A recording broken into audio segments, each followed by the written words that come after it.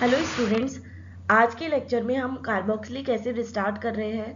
आज के लेक्चर में हम कार्बोक्सिलिक एसिड के नोमेनक्लेचर की और उसकी फिजिकल प्रॉपर्टीज की बात करेंगे। तो स्टूडेंट स्टार्ट करते हैं कार्बोक्सिलिक एसिड। तो स्टूडेंट सबसे पहले हम देखते हैं कि कॉमन नेम्स एसिड्स को कैसे दिए जाते थे। आप देखेंगे कि जो एलिफैटिक एसिड्स हैं उनके ज़्यादातर हिस्टोरिकल नेम्स हैं। फॉर एग्जांपल यहाँ पे आप देख रहे हैं कि जो कार्बोक्सिलिक एसिड का जो फंक्शनल ग्रुप है उसके बाद से कार्बन को अल्फा बीटा गामा डेल्टा ऐसे नंबरिंग करना शुरू करते हैं। फॉर एग्जांपल फर्स्ट पोजीशन पे अल्फा पोजीशन पे क्लोरीन प्रेजेंट है, तो ये कंपाउंड हो गया अल्फा क्लोरोब्यूटारिक एसिड। ठीक है। और सेकंड एग्जांपल में बीटा पोजीशन पे फिनाइल है, तो beta phenyl capronic acid caproic acid. तो आप देखेंगे कि इनका कोई नॉमेनक्लेचर नहीं है, ये सिर्फ प्रचलित नाम है जो कि एलिफैटिक एसिड्स के लिए दिए गए थे। और आप देखेंगे कि ज़्यादातर जो एलिफैटिक एसिड्स हैं वो अपने प्रचलित नामों से ही ज़्यादा जाने जाते हैं बजाय उनके आयुर्वेदिक नेम के। तो ये स्टूडेंट्स कुछ कार्बोक्सिलिक एसिड के कॉमन नेम है। आप देखेंगे कि फर्स्ट एग्जांपल में फॉर्मिक एसिड है। ये चींटियों से मिलता है और इनको लैटिन भाषा में चींटियों को फॉर्मिका कहा जाता है, इसलिए इससे मिलने वाले कार्बोक्सिलिक एसिड को फॉर्मिक एसिड कहा गया। सेकेंड एग्जाम्पल है एसिटिक एसिड का, ये विनेगर से मिलता है और लैटिन भाषा में विनेगर को एसिटम कहा जाता है, इसीलिए विनेगर से मिलने वाले कार्बोक्सिलिक एसिड को एसिटिक एसिड कहा जाता है। ये फर्स्ट दो एग्जाम्पल से ही आपको समझ में आ जाएगा कि इनको हम फॉर्मिक एसिड और एसिटिक एसिड ही कहते हैं, जबकि इनका आयुपैक नेम अलग है। तो आप देख सकते हैं कि किस तरह से कार्बोक्सिलिक एसिड के प्रचलित नाम ही ज़्यादा फेमस है और जनरली हम बोलते हैं। तीसरा एग्जाम्पल ब्यूटारिक एसिड जो कि बटर से मिलता है, फिर कैप्रोइक एसिड जो गोट से मिलता है, और लास्ट एग्जाम्पल स्टेरिक एसिड का है जो टैलो से मिलता है और इसको ग्रीक लैंग्वेज में स्टिक कहते हैं, इसलिए स्टेरिक एसिड इसका नाम पड़ा। कुछ और कार्बोक्सिलिक एसिड के कॉमन एग्जांपल्स हैं जैसे benzoic acid, acrylic acid, malic acid, fumaric acid, pivalic acid, succinic acid, phthalic acid. सब स्टूडेंट ये सब कॉमन नेम है जो या तो उनके सोर्स की वजह से या उनके नेचर की वजह से उनको दिए गए। इनका कोई रूल नहीं है, कोई मेथड नहीं है, ये अपने आप में इसके यूनिक कॉमन नेम है कार्बोक्सिलिक एसिड की। अब स्टूडेंट हम कार्बोक्सिलिक एसिड्स के आयुर्वेदिक नोमेनक्लेचर की बात करेंगे। सबसे पहले आप कार्बन की सबसे लंबी चेन ले लेते हैं जिसमें कि कार्बोक्सिलिक फंक्शनल ग्रुप का कार्बन यानी कि कार्बोक्सिलिक कार्बन इंक्लूड हो। ठीक है। फिर नंबरिंग करना शुरू करते हैं। जो कार्बोक्सिलिक कार्बन की नंबरिंग हमेशा क्या होती है, उसको हम देते हैं एक, फर्स्ट नंबर देते हैं। फिर एल्केन वो जो चेन होगी वो कार्बन की होगी, उसमें जो एल्केन है उसका ई हटा के ओइक एसिड लगा देते हैं।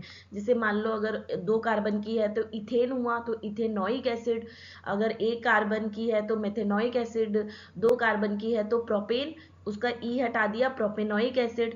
तो जो एल्केन चेन आती है लॉन्गेस्ट, उस एल्केन के ई को हटा के ओइक लगा देते हैं। ठीक है। और बाकी फिर रिमेनिंग सब्सिट्यूएंट्स की नंबरिंग करते हैं।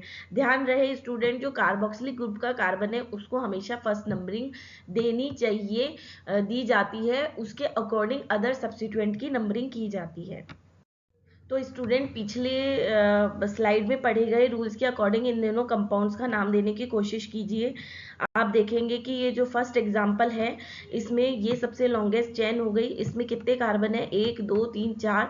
तो ब्यूटेन का ई हटा के क्या बना, ब्यूटेनोइक एसिड। ठीक है। आपने जो COH के जो कार्बन है उसको फर्स्ट नंबरिंग दी, फिर ये सेकंड नंबर का, ये तीन नंबर का और ये 4 नंबर का कार्बन हो गया। आप देख रहे हैं सेकंड नंबर पे एक हेलोजन सब्सिट्यूएंट प्रेजेंट है, तो पूरा नाम हो गया 2 क्लोरो ब्यूटेनोइक एसिड। ठीक है। इसी तरह से ये वाला जो हो जाएगा कंपाउंड, इसकी नंबरिंग करेंगे तो ट्रांस 3 फिनाइल 2 प्रोपियोनिक एसिड। इसका जो कॉमन नेम है वो सिनेमिक एसिड है।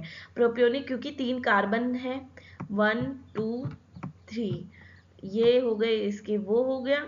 तीसरी पोजीशन पे फिनाइल सब्सिट्यूट हो गया तो हो गया 3 फिनाइल।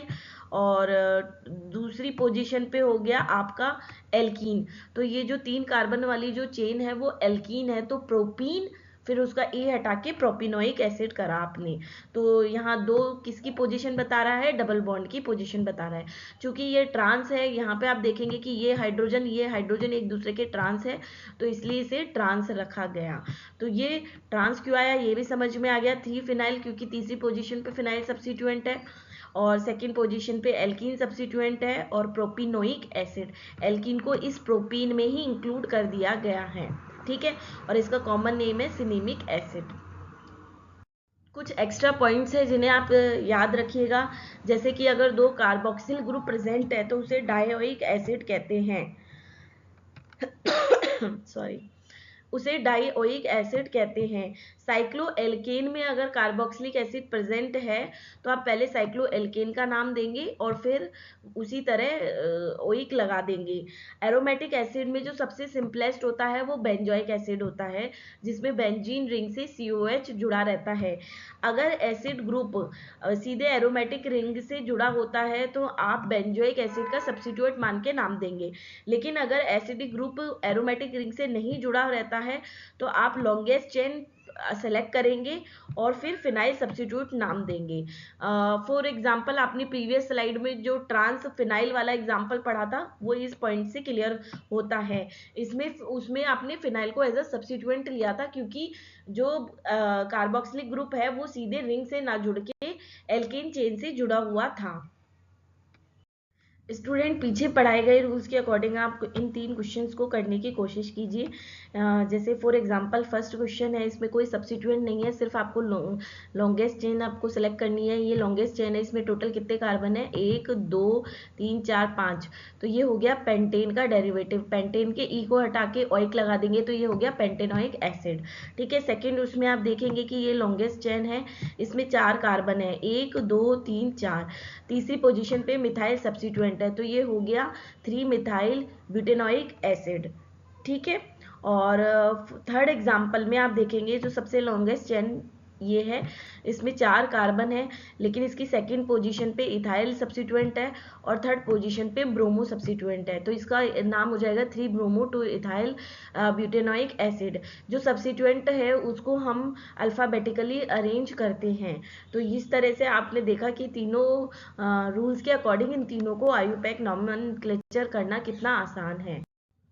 बच्चों, ये आपके होमवर्क के लिए है, आपको इन जो कार्बोक्सिलिक एसिड है उनका नाम देना है।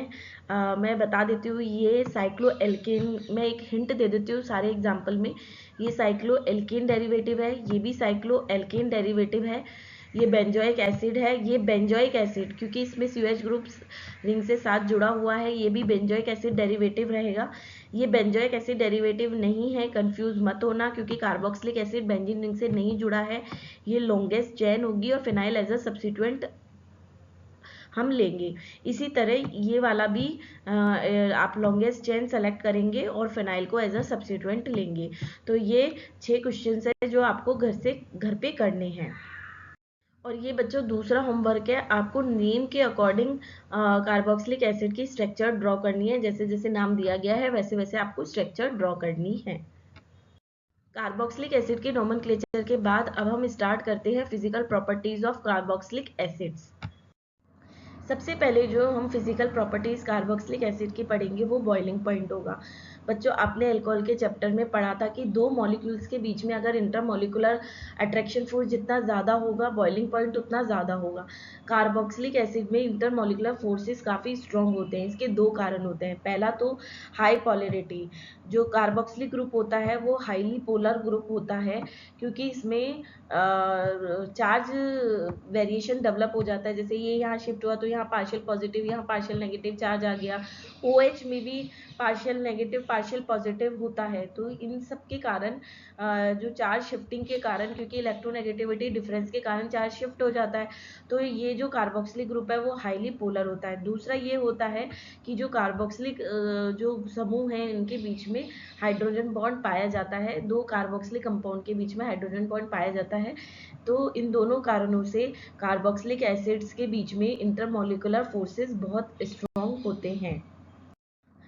स्टूडेंट, जब 2 कार्बोक्सिलिक एसिड के बीच में जो हाइड्रोजन बॉन्ड बनता है तो डाइमर मिलता है। आप देखेंगे कि ये दो अलग अलग कार्बोक्सिलिक एसिड है। एक कार्बोक्सिलिक एसिड का ऑक्सीजन दूसरे कार्बोक्सिलिक एसिड के OH के हाइड्रोजन से H बॉन्ड बना रहा है, और एक कार्बोक्सिलिक एसिड के OH का हाइड्रोजन दूसरे कार्बोक्सिलिक एसिड के ऑक्सीजन के साथ H बॉन्ड बना रहा है। आप देखेंगे कि ये दो H बॉन्ड है, फर्स्ट ये सेकंड ये, ग्रीन कलर से ये H बॉन्ड दिखाए गए हैं। तो इस वजह से हाइड्रोजन बॉन्ड से ये दोनों कार्बोक्सिलिक एसिड आपस में जुड़े हुए हैं, इन्हें डाइमर कहते हैं। यही कारण है कि कई बार कार्बोक्सिलिक एसिड डाइमर की फॉर्म में ही ज़्यादा पाए जाते हैं, और इसीलिए उनका जो मॉलिक्यूलर मास है वो एक्चुअल मॉलिक्यूलर मास से डबल आता है। ठीक है, क्योंकि वो डाइमर की फॉर्म में जुड़े रहते हैं। स्टूडेंट्स, ये कुछ फंक्शनल ग्रुप का कंपैरिजन है जिनका मोलर मास है वो लगभग सिमिलर है, 60 के करीब है, लेकिन अलग अलग फंक्शनल ग्रुप होने पर बॉइलिंग पॉइंट पे क्या प्रभाव पड़ रहा है आप देखेंगे। ठीक है, ये है ब्यूटेन, इसका मोलिकुलर वेट है 58 और इसका बॉइलिंग पॉइंट बहुत ही कम है, -0.5 डिग्री सेंटीग्रेड, क्योंकि इसमें कोई फंक्शनल ग्रुप नहीं है, ये काफ़ी नॉन पोलर होता है, इनमें दो मॉलिक्यूल के बीच में कोई अट्रैक्शन फोर्स नहीं पाया जाता है, इस वजह से इसका जो बॉइलिंग पॉइंट है वो सबसे कम है। सेकेंड एग्जाम्पल ईथर, ईथर का जो बॉइलिंग पॉइंट है वो 7 डिग्री है, ये आप एग्जाम्पल देख रहे हैं मिथॉक्सी ईथेन, इसका मॉलिक्यूलर वेट है वो 7 डिग्री है, लेकिन इस ईथर और एल्केन का कंपैरिजन करूँ तो ईथर का बॉइलिंग पॉइंट ज़्यादा आया, क्यों? क्योंकि ईथर पोलर होता है और इस वजह से कुछ अट्रैक्शन फोर्स पाया जाता है, हालांकि ईथर में हाइड्रोजन बॉन्ड नहीं पाया जाता है। यही कारण है कि जब मैं ईथर और अल्कोहल का कंपैरिजन करती हूँ लगभग 60 मॉलिक्यूलर वेट वाले मॉलिक्यूल से, तो जो अल्कोहल का बॉइलिंग पॉइंट है वो 97.2 डिग्री सेंटीग्रेड है, जो कि लगभग समान मॉलिक्यूलर वेट वाले ईथर के कंपैरिजन में बहुत ज़्यादा है। आप देखेंगे 7 डिग्री है, यहाँ पे 97.2 डिग्री है। इसका कारण क्या है कि अल्कोहल H बॉन्ड बना सकते हैं जबकि ईथर H बॉन्ड नहीं बना सकते। ये चीज़ मैंने ईथर अल्कोहल चैप्टर में बहुत क्लियरली डिटेल में बताई थी। ठीक है, फिर आप देखेंगे एल्डिहाइड और कीटोन, इनका लगभग 49-56 डिग्री सेंटीग्रेड है, क्योंकि इसके फंक्शन ग्रुप तो पोलर है पर H बॉन्ड इतने ज़्यादा नहीं बनते हैं। ठीक है, लेकिन जब हम एसिड की बात करते हैं तो आप देखेंगे कि यहाँ पे molecular weight 60 degree acetic acid और बॉइलिंग पॉइंट 118 डिग्री, सबसे ज़्यादा इन सारे जो लिस्ट है इनमें सबसे ज़्यादा, क्यों? क्योंकि इसमें H बॉन्ड सबसे स्ट्रॉन्ग पाया जाता है, साथ ही जो COOH ग्रुप है वो सबसे ज़्यादा पोलर है, इस वजह से दो मॉलिक्यूल्स के बीच में अट्रैक्शन बॉन्ड सबसे ज़्यादा स्ट्रॉन्ग है। तो अगर हमें उन्हें गर्म करना है तो हमें उन अट्रैक्शन बॉन्ड्स को तोड़ना होगा, हमें ज़्यादा एनर्जी चाहिए होगी, इसीलिए बॉइलिंग पॉइंट सबसे ज़्यादा किस में है? कार्बोक्सिलिक एसिड में। अभी तक हमने वेरियस फंक्शनल ग्रुप का कंपैरिजन पढ़ा था बॉइलिंग पॉइंट पे। अब आप देखेंगे कि बॉइलिंग पॉइंट पर कार्बन की संख्या का क्या प्रभाव पड़ता है। ये चार लाइनें चार फंक्शनल ग्रुप को रिप्रेजेंट कर रही है, एसिड, अल्कोहल, एल्डिहाइड, एल्कीन। इन चारों ही फंक्शनल ग्रुप में आप देखेंगे कि जैसे जैसे कार्बन की संख्या बढ़ रही है, 1 से 10 हो रही है, बॉइलिंग पॉइंट सब में बढ़ रहा है। ठीक है, तो कार्बन की संख्या बढ़ने पर बॉइलिंग पॉइंट बढ़ता है। स्टूडेंट्स, अब हम second physical properties of carboxylic acid discuss करेंगे, जो कि है सॉल्युबिलिटी। जो लोअर मॉलिकुलर वेट वाले कार्बोक्सिलिक एसिड होते हैं वो काफ़ी वाटर सॉल्युबल होते हैं। फॉर एग्जांपल विनेगर जो हम घरों में यूज़ करते हैं वो एथेनोइक एसिड या एसिटिक एसिड का वाटर में सॉल्यूशन ही होता है, और ये काफ़ी अच्छे से वाटर में सॉल्युबल होता है। लेकिन ऐसा देखा गया कि जैसे जैसे मॉलिकुलर वेट बढ़ता है सॉल्युबिलिटी गिर जाती है। फॉर एग्जांपल हेक्साडेकेनोइक एसिड वाटर में इनसॉल्युबल होता है। ऐसा इसीलिए होता है क्योंकि जैसे जैसे मॉलिकुलर वेट बढ़ता है, नंबर ऑफ कार्बन्स बढ़ते हैं, तो जो कार्बन वाला पोर्शन होता है मॉलिक्यूल का ये नॉन पोलर पोर्शन होता है, और जैसे जैसे नॉन पोलर पोर्शन बढ़ता है सॉल्युबिलिटी वाटर में कम हो जाती है, क्योंकि polar dissolve polar, non polar dissolve non polar, non polar party बढ़ने की वजह से वाटर में सॉल्युबिलिटी आपकी कार्बोक्सिलिक एसिड की कम हो जाती है। सेम चीज़ आप स्टूडेंट इसका ग्राफिकल रिप्रेजेंटेशन देख सकते हैं, जैसे कि 1 से 4 नंबर वाले कार्बन वाले कार्बोक्सिलिक एसिड कम्प्लीटली सॉल्युबल होते हैं, और जैसे जैसे 5, 6, 7, 8, 9, 10 कार्बन की संख्या बढ़ रही है वैसे वैसे सॉल्युबिलिटी कम हो रही है। तो सॉल्युबिलिटी कार्बन की संख्या बढ़ने के साथ साथ कम हो जाती है। अब हम थर्ड और last physical properties of carboxylic acid देखेंगे, जो कि एसिडिटी है। और ये सबसे इम्पॉर्टेंट प्रॉपर्टी है कार्बोक्सिलिक एसिड की, क्योंकि कार्बोक्सिलिक एसिड वीक एसिड होते हैं। कारण क्यों? क्योंकि इससे जुड़ा जो ऑक्सीजन से जुड़ा जो हाइड्रोजन है वो एसिडिक होता है नेचर में। आप देखेंगे ये वाला जो हाइड्रोजन है वो एसिडिक होता है, क्योंकि ये ऑक्सीजन से जुड़ा होता है और H+ के रूप में निकल सकता है। जब H+ के रूप में निकल जाता है तो ये देखें, ये आपका एनायन बन रहा है, इसे हम कंजुगेट बेस भी कहते हैं, और ये रेजोनेंस से स्टेबलाइज होता है। तो आप देखेंगे कि जो कार्बोक्सिलिक एसिड में जो रेजोनेंस है उसके कंपैरिजन में उसके जो कंजुगेट बेस में रेजोनेंस स्टेबलाइजेशन ज़्यादा है, ज़्यादा अच्छे से स्टेबलाइज हो रहा है। तो इस वजह से एसिड एसीटेट, ये एग्जाम्पल अगर मैं एसिटिक एसिड का मानूं तो ये कंजुगेट बेस में बदल जाएगा H+ देके। तो कार्बोक्सिलिक एसिड की एसिडिटी ज़्यादा इसीलिए होती है क्योंकि इस H+ होने के बाद जो बचता है वो रेजोनेंस स्टेबलाइज्ड होता है। बच्चों, एसिडिटी को या तो Ka से बताते हैं या pKa से बताते हैं। pKa जितना कम होता है एसिडिटी उतनी ज़्यादा होती है, और Ka जितना ज़्यादा होता है एसिडिटी उतनी ज़्यादा होती है। जनरली pKa से रिप्रेजेंट करते हैं एसिडिटी को, तो जो कार्बोक्सिलिक एसिड का जो pKa है वो 4-5 के करीब होता है। अगर मैं इसे वाटर और HF और H2CO3 से कंपेयर करूँ तो वाटर का 16 होता है, H2CO3 का 7 होता है, HF का 3 होता है। तो आप देख सकते हैं कि इनकी एसिडिटी वाटर के कंपैरिजन में कार्बोक्सिलिक एसिड की एसिडिटी कहीं ज़्यादा होती है। अगर हम ऑर्गेनिक कंपाउंड में एसिडिटी को कंपेयर कर रहे हैं तो हम उनके कंजुगेट बेस क्या होता है बच्चों? एसिड से H+ जाने के बाद जो बचता है उसे कंजुगेट बेस कहते हैं। हम उसकी स्टेबिलिटी को कंपैरिजन करते हैं, जिसकी कंजुगेट बेस की स्टेबिलिटी जितनी ज़्यादा होगी वो उतना स्ट्रॉन्ग एसिड होगा। फॉर एग्जाम्पल आपके सामने 2 एग्जाम्पल है, एक तो एसिटिक एसिड का एग्जाम्पल है, एक एल्कोहल का एग्जाम्पल है। आप pK वैल्यू देखेंगे किसकी कम है? एसिटिक एसिड की। तो मतलब ज़्यादा एसिडिक कौन हुआ? Carboxylic acid. अगली स्लाइड में इसका रीज़न देखते हैं, हम इनके कंजुगेट बेस की स्टेबिलिटी को देखेंगे। आप देखेंगे कि जो एसिटिक एसिड से बनने वाला कंजुगेट बेस क्या है? ये एसीटेट आयन, ठीक है। और जो इथेनॉल से बनने वाला कंजुगेट बेस है वो ये है इथॉक्साइड आयन। इनसे H+ चला गया है, वाटर ने ले लिया है, ठीक है। अब हम ये जो एसिटिक एसिड से हमें कंजुगेट बेस मिला उससे हम B1 नाम दिया है, और जो अल्कोहल से मिला उससे B2 नाम दिया है। अब हम इनके, ये तो हमने देखा कि किस तरह से कंजुगेट बेस बने। हम नेक्स्ट लाइन में इनकी स्टेबिलिटी, जब आप इनकी स्टेबिलिटी को कंपेयर करते हैं तो आप पाते हैं कि जो B1 है उसकी स्टेबिलिटी B2 से ज़्यादा होती है रेजोनेंस स्टेबलाइजेशन के कारण।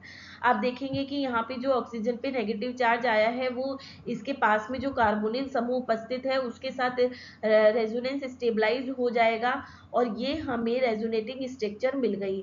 तो इस वजह से जो जबकि इस तरह का रेजोनेंस स्टेबलाइजेशन आपको इथॉक्साइड में नहीं मिलता, क्योंकि जो O- के पास एल्काइल ग्रुप प्रेजेंट होते हैं, तो वहाँ पे तो इस तरह का स्टेबलाइजेशन मिल नहीं रहा। तो आपसे पूछे कि कोई कार्बोक्सिलिक एसिड और अल्कोहल में ज़्यादा स्ट्रॉन्ग एसिड कौन होता है, तो आप बताएंगे कार्बोक्सिलिक एसिड। फिर कारण पूछे क्यों होता है, तो आप बताएंगे क्योंकि जो कार्बोक्सिलिक एसिड से जो कंजुगेट बेस बनता है वो अल्कोहल से बनने वाले कंजुगेट बेस से ज़्यादा स्ट्रॉन्ग होता है। आपसे पूछे कि कारण क्या है इसका, तो आप बताएंगे कि जो कंजुगेट बेस एसिड से मिलता है वो रेजोनेंस स्टेबलाइज होता है, ऑक्सीजन पे जो नेगेटिव चार्ज होता है वो स्टेबलाइज हो जाता है कार्बोनिल समूह के साथ रेजोनेंस से।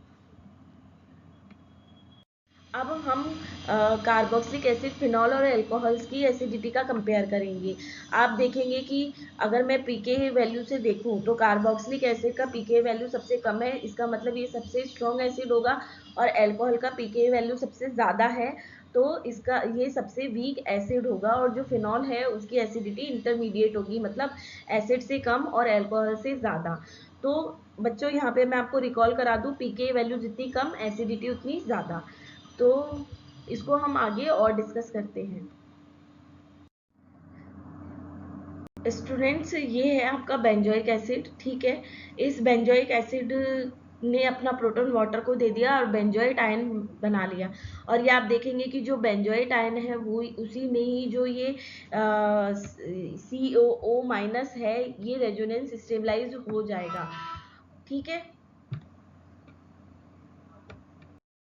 अब ये एग्जाम्पल है अल्कोहल का। अल्कोहल ने अपना फिनॉल का एग्जाम्पल है। फिनॉल ने अपना H+ दे दिया, फिनॉक्साइड आयन बना दिया। ये किस तरह से रेजोनेंस स्टेबलाइज्ड है, मैं फिनॉल वाले चैप्टर में डिटेल से पढ़ा चुकी हूँ। और ये एग्जाम्पल है अल्कोहल का। अल्कोहल से जो एल्कोक्साइड आयन मिलता है उसमें कोई रेजोनेंस स्टेबलाइजेशन नहीं होता। तो अल्कोहल की सबसे कम स्टेबिलिटी क्यों हो गई? क्योंकि इसमें जो बनने वाला कंजुगेट बेस है उसमें किसी भी तरह का रेजोनेंस स्टेबलाइजेशन नहीं हो रहा है। तो स्टूडेंट, जो हमने अभी देखा एसिड, फिनॉल और अल्कोहल का कंपैरिजन, उसमें एसिड की जो सबसे ज़्यादा एसिडिटी का कारण ये था कि जो उसकी रेजोनेटिंग स्ट्रक्चर बनती है वो इक्विवेलेंट रेजोनेटिंग स्ट्रक्चर बन रही है।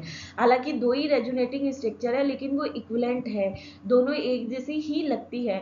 और जब इक्विवेलेंट रेजोनेटिंग स्ट्रक्चर्स बनती है तो उनका रेजोनेंस स्टेबलाइजेशन सबसे ज़्यादा होता है। दोनों ही रेजोनेटिंग स्ट्रक्चर में ऑक्सीजन पे नेगेटिव चार्ज होता है। लेकिन जो फिनॉक्साइड में रेजोनेटिंग स्ट्रक्चर बन रही है वो इक्विवेलेंट रेजोनेटिंग स्ट्रक्चर नहीं बन रही है। तो इसी वजह से जो कंजुगेट बेस की स्टेबिलिटी की मैं बात करूँ तो जो एसिड में जो कंजुगेट बेस बन रहा है उसकी स्टेबिलिटी सबसे ज़्यादा है। इसी वजह से एसिड सबसे ज़्यादा स्ट्रॉन्ग एसिड होता है। इसी बेस पे क्वेश्चन है कि हम तीनों को कैसे डिस्टिंग्विश करेंगे। तो ये एसिडिटी के आधार पे आप डिस्टिंग्विश कर सकते हैं एसिड, फिनॉल और अल्कोहल को। डिस्टिंग्विश करने के लिए सबसे पहले एसिड, फिनॉल और अल्कोहल को NaOH से रिएक्शन कराएंगे। तो जो लास्ट वन है अल्कोहल, चूंकि ये एसिडिक नहीं होता है सफिशिएंट, ये NaOH से रिएक्शन नहीं करेगा। और जो वाटर NaOH डाल के जो वाटर सॉल्यूशन बनाया है उसमें इनमिसिबल हो जाएगा, जबकि एसिड और फिनॉल सॉल्युबल हो जाएंगे। तो आपने देखा NaOH से तो एसिड और फिनॉल ने तो रिएक्शन कर ली लेकिन वाटर ने रिएक्शन नहीं की। तो NaOH के आधार पे हम अल्कोहल को अलग कर लेंगे। अब हमारे पास दो बचे, अल्कोहल अलग हो गया, अब हमारे को दो को अलग करना है, फिनॉल और एसिड को। फिनॉल और एसिड को अलग करने के लिए हम सोडियम बाइकार्बोनेट NaHCO3 से रिएक्शन कराते हैं। जब इसकी एसिड के साथ रिएक्शन कराते हैं तो CO2 गैस इवॉल्व होती है, जबकि फिनॉल इसके साथ रिएक्शन नहीं करता है और अल्कोहल भी इसके साथ रिएक्शन नहीं करता है। कारण क्या है कि जो NaHCO3 होता है वो भी काफ़ी कम बेसिक होता है, तो इसके साथ एक स्ट्रॉन्ग एसिड ही रिएक्ट कर सकता है, जबकि फिनॉल जो है वो भी सफिशिएंट स्ट्रॉन्ग एसिड नहीं होता है। तो NaHCO3 ये एक बहुत ही इम्पॉर्टेंट फैक्ट जो कंपाउंड है जो कि फिनॉल और एसिड को अलग कर सकता है। NaOH नहीं कर सकता लेकिन NaHCO3 अलग कर सकता है। बच्चों, काफ़ी कंपटीशन एग्जाम या इंटरव्यू में पूछा जाता है कि अगर आपको फिनॉल और एसिड दिया है तो आप कैसे अलग करेंगे, तो आप किससे अलग करेंगे? NaHCO3 से, क्योंकि एसिड ज़्यादा स्ट्रॉन्ग एसिडिक होता है तभी वो वीक बेस NaOH से रिएक्शन कर पाता है, जबकि फिनॉल नहीं कर पाता है और अल्कोहल तो बिल्कुल ही नहीं कर पाता है। अभी तक तो हमने कार्बोक्सिलिक एसिड की एसिडिटी का फिनॉल अल्कोहल के साथ कंपैरिजन देखा। अब हम देखते हैं कि जो सब्स्टिट्यूएंट का क्या इफेक्ट पड़ता है। तो आप पाएंगे कि जो इलेक्ट्रॉन विड्रॉइंग ग्रुप है वो कार्बोक्सिलिक एसिड की एसिडिटी को बढ़ा देते हैं, जबकि इलेक्ट्रॉन रिलीजिंग ग्रुप होते हैं वो एसिडिटी को कम कर देते हैं। इसका मतलब ये है कि जितना कम pKa होगा उतनी एसिडिटी ज़्यादा होगी। हम आगे एग्जाम्पल से समझेंगे कि किस तरह से इलेक्ट्रॉन विड्रॉइंग ग्रुप तो एसिडिटी को बढ़ा रहे हैं और इलेक्ट्रॉन रिलीजिंग ग्रुप कम कर रहे हैं। ये जो फर्स्ट एग्जांपल आप देख रहे हैं इसमें आप देखेंगे कि जैसे जैसे इलेक्ट्रॉन विड्रॉइंग ग्रुप की संख्या बढ़ती है एसिडिटी बढ़ रही है। एसिटिक एसिड की pKa वैल्यू 4.74 है। जब इसमें क्लोरीन ऐड कर दिया तो इसकी pKa वैल्यू कम हो गई, फिर 2 क्लोरीन ऐड कर दिया तो और कम हो गई और 3 क्लोरीन ऐड कर दिया तो और सबसे कम हो गई। तो आप देखेंगे इधर से इधर जाने पे pKa वैल्यू कम हो रही है, एसिडिटी बढ़ रही है। तो क्लोरीन इलेक्ट्रॉन विड्रॉइंग ग्रुप होने के कारण एसिडिटी बढ़ जाती है। ऐसा इसीलिए होता है क्योंकि आपने देखा था कि H+ होने के बाद ये जो नेगेटिव आयन कंजुगेट बेस बनता है, तो जितने ज़्यादा इलेक्ट्रॉन विड्रॉइंग ग्रुप होंगे उतना ही ये इधर से इलेक्ट्रॉन खींचेंगे अपनी तरफ, इंडक्टिव इफेक्ट से इसको दिखाया जा सकता है, क्योंकि इलेक्ट्रॉन विड्रॉइंग होंगे तो कार्बन से इलेक्ट्रॉन खींचेंगे, जब कार्बन पे इलेक्ट्रॉन की कमी होगी तो इलेक्ट्रॉन यहाँ से खींचे जाएंगे, तो इस वजह से ऑक्सीजन पे जितनी ज़्यादा कमी होगी वो H को उतनी आसानी से रिलीज कर देगा। तो इलेक्ट्रॉन विड्रॉइंग ग्रुप बढ़ने के कारण एसिडिटी इसलिए बढ़ती है क्योंकि इलेक्ट्रॉन वो जो कार्बन से इलेक्ट्रॉन खींच लेते हैं इंडक्टिव इफेक्ट होने के कारण, और इस वजह से ऑक्सीजन से H+ आसानी से निकल जाता है। तो आप देखेंगे कि किस तरह से एसिडिटी यहाँ पे बढ़ रही है। फिर दूसरा एग्जाम्पल है जिसे में पैरा मिथॉक्सी बेंजोइक एसिड है, बेंजोइक एसिड है, मेटा नाइट्रो, पैरा नाइट्रो और ऑर्थो नाइट्रो है। मिथॉक्सी इलेक्ट्रॉन रिलीजिंग ग्रुप है इसलिए इसकी एसिडिटी सबसे कम है। फिर ये अनसब्स्टिट्यूटेड हो गई।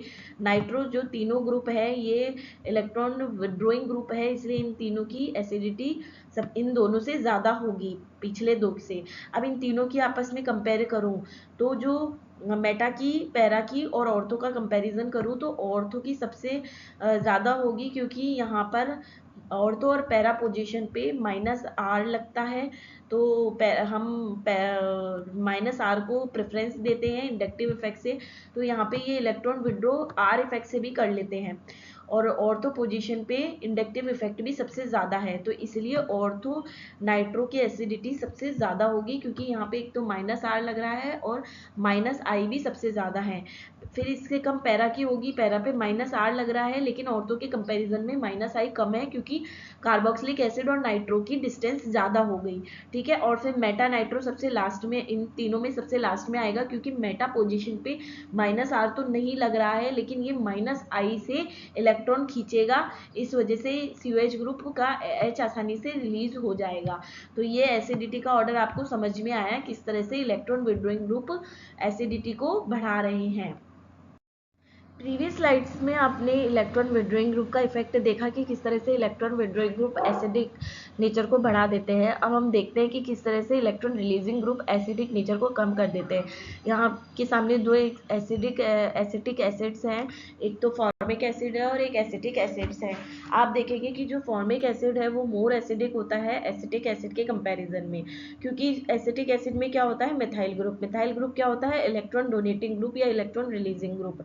ये जो कंजुगेट बेस बनता है H+ देने के बाद उसको डीस्टेबलाइज कर देता है इलेक्ट्रॉन रिलीजिंग टेंडेंसी के कारण। तो इस वजह से एसिटिक एसिड का कंजुगेट बेस होता है वो वीक हो जाता है और एसिटिक एसिड लेस एसिटिक हो जाता है, अगर मैं कंपैरिजन करूं फॉर्मिक एसिड से। तो आपने देखा कि किस तरह से जैसे जैसे इलेक्ट्रॉन रिलीजिंग ग्रुप बढ़ रहे हैं वो कंजुगेट बेस की स्टेबिलिटी को कम कर देते हैं और एसिडिक नेचर को कम कर देते हैं। तो स्टूडेंट्स आज का लेक्चर यहीं ख़त्म करते हैं। आज के लेक्चर में हमने कार्बोक्सिलिक एसिड का नॉमेनक्लेचर और physical properties, mainly 3 physical properties, boiling point, solubility और एसिडिटी को डिटेल से पढ़ा। नेक्स्ट लेक्चर में हम कार्बोक्सिलिक एसिड की केमिकल प्रॉपर्टीज़ का अध्ययन करेंगे। Thank you so much students.